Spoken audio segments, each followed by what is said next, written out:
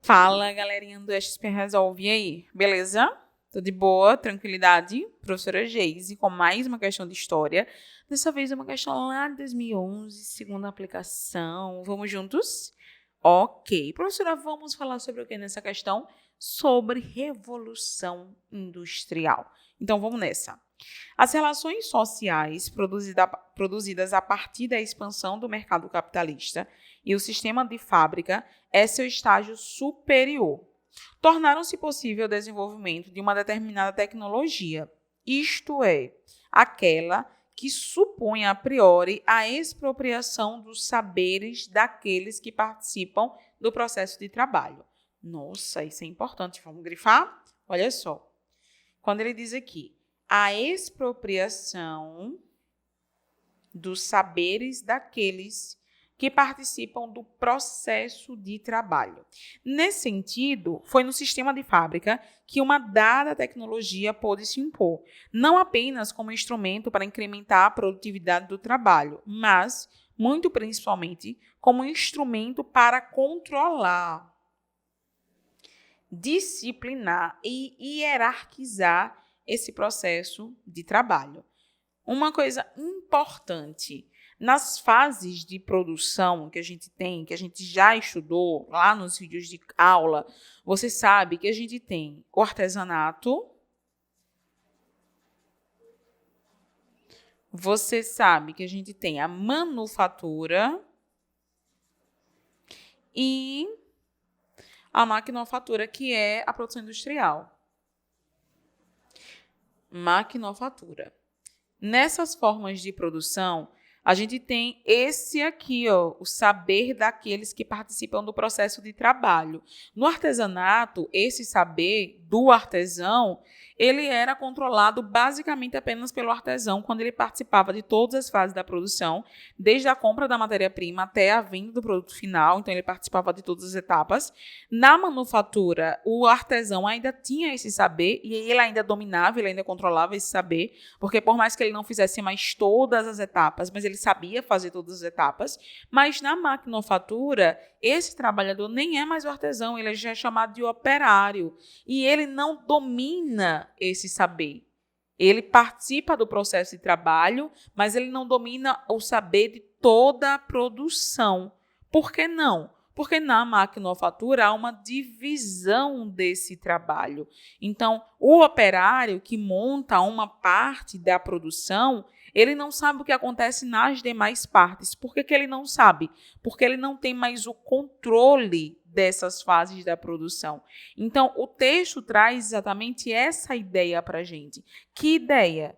Que há uma tecnologia, sim, e que perceba que ele fala aqui, aquela que supõe a priori a expropriação dos saberes daqueles que participam do processo de trabalho.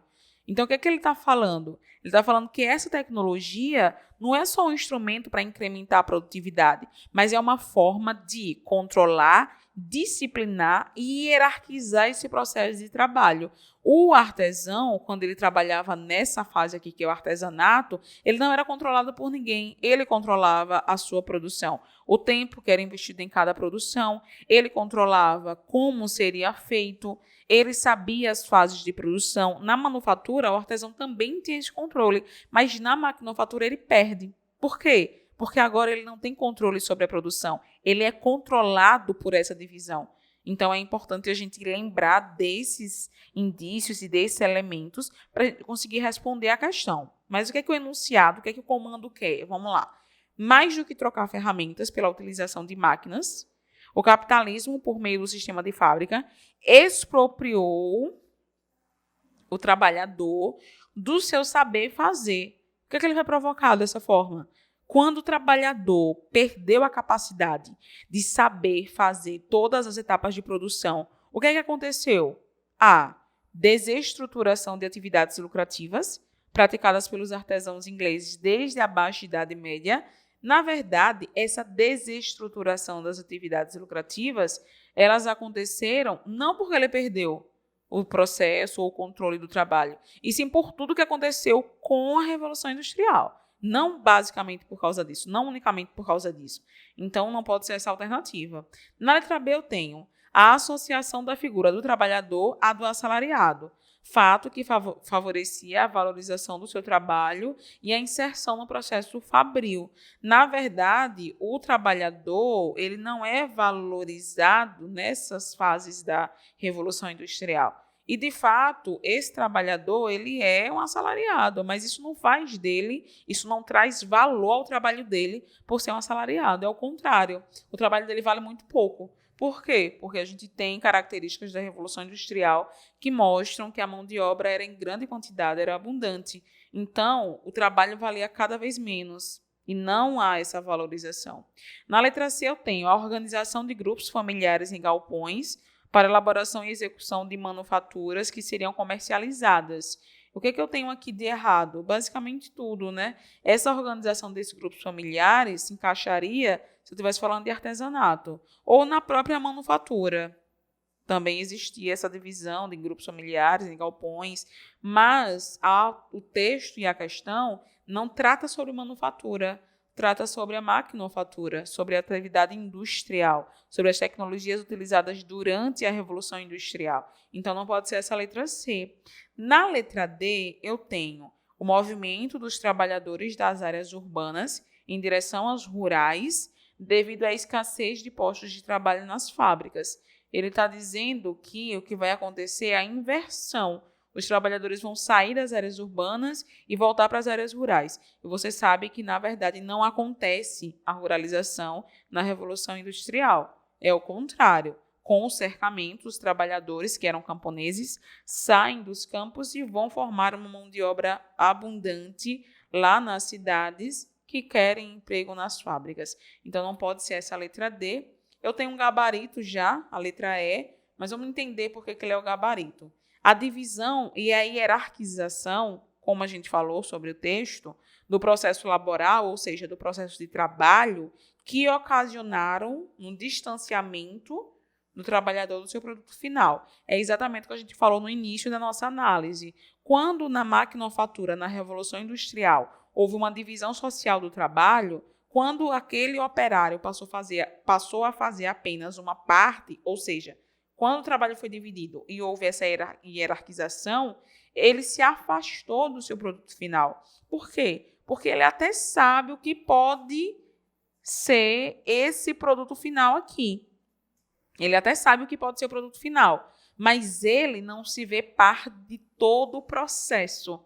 Por que não? Porque ele faz uma parte.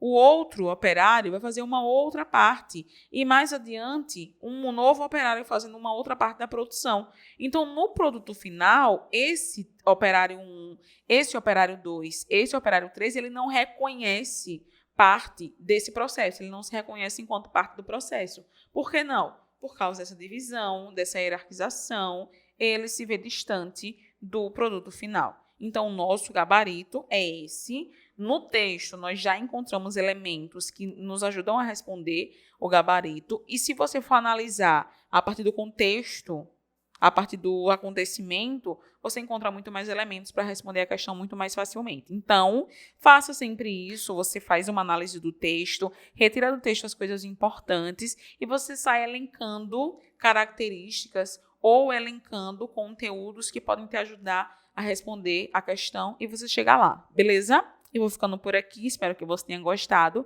Eu volto num próximo vídeo com mais uma questão e dessa forma a gente vai resolver todas as questões desde o Enem 2009 até a última aplicação 2019, beleza? Eu fico por aqui, te vejo no próximo vídeo. Um beijo, fica ligado na plataforma e até a próxima questão. Tchau, tchau!